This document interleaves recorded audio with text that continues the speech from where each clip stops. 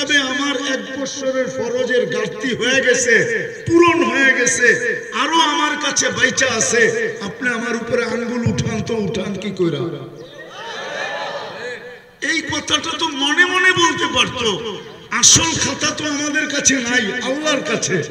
খাতায় কি লেখা হয়েছে ওটা বাদ দিলাম, কিন্তু আমি মনে মনে তো ধারণা করতে পারতাম। কি বলো? হ্যাঁ, ওই যে অঙ্কের ভিতরে একটা নিয়ম আছে না, উপরে শূন্য নিচে সংখ্যা থাকলে বিয়োগ করতে গেলে উপরে 10 ধরতে হয়। চোখে দেখতেছি শূন্য, আর আপনি বলতেছেন ধরতে হবে কি? এটা মিলাই, এটা ধরেই তো অঙ্ক মিলাইতে হয়, ঠিক না? কিন্তু চক্ষু কি দেখতেছে?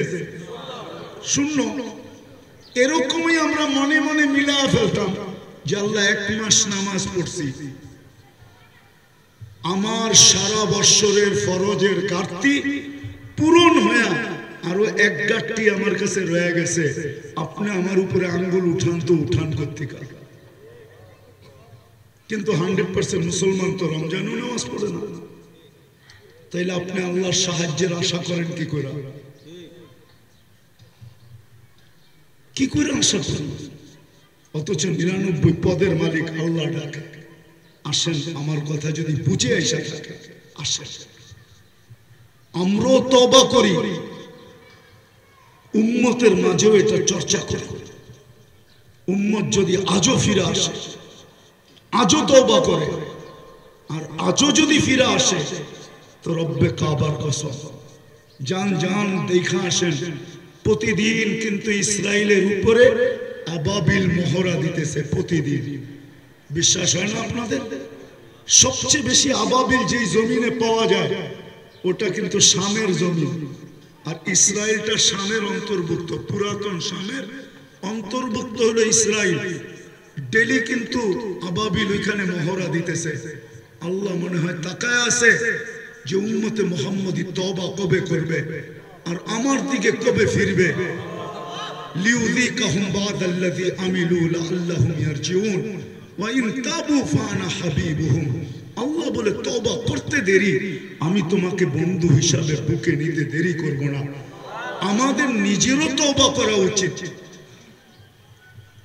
আর জাতিকে এই কথা বোঝানো উচিত যে জলদি চলো আল্লাহকে সাথে তওবা করি, আল্লাহর দিকে ফিরি। নাইলে পানি যদি আরো মাথার উপর থেকে গড়ায় গেল, তাহলে বিপদ ছোটর জায়গায় আরো বড় হয়ে যাবে।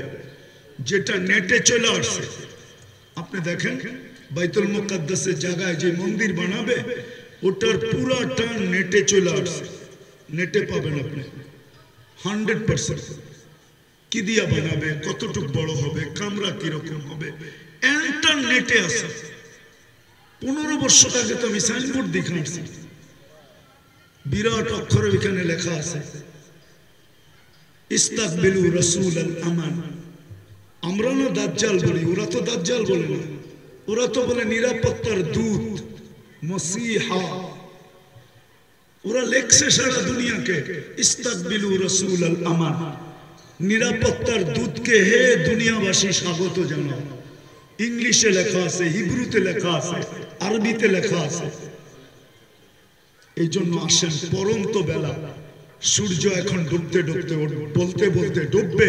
লান আউদ ফি হায়াতিকা আবাদা, হতে পারে আমি তোমাদের জীবনে কালকে নাও উঠতে পারি, হতে পারে।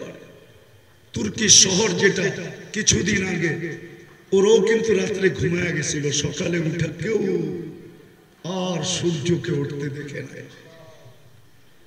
ঈসা আলাইহিস সালামের এক কাহিনী আছে, ধ্বংসস্তূপের নিচের থেকে একজন ওনাকে জবাব দিছিল, বিতনা বিল আফিয়া আসবাহনা ফিল হাবিয়া। ফুর্তি করতে করতে আমরা ঘুমায় গেছি, সকালে উঠে দেখি হাবিয়া দোজখের ভিতরে।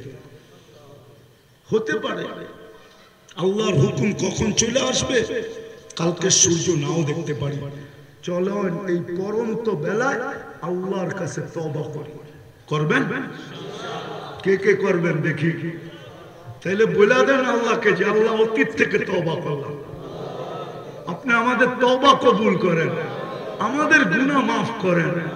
কমসে কম আমরা কিছু না পারি, আগামীতে 5 ওয়াক্ত নামাজ কখনো আমরা ছাড়ব না। ওয়াদা। আল্লাহ আমাদেরকে আমল করার তৌফিক দান করেন। ওমা আলাইনা ইল্লাল বালাগ।